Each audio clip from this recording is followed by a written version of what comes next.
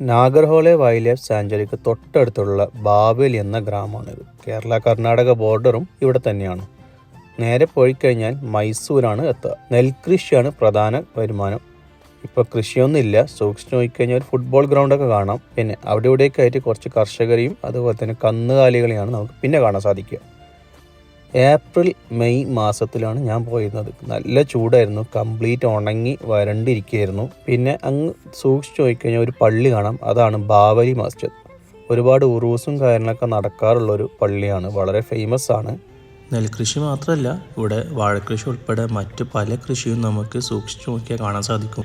Human wild life conflict വളരെ common ആയ ഒരു സ്പോട്ടാണ്.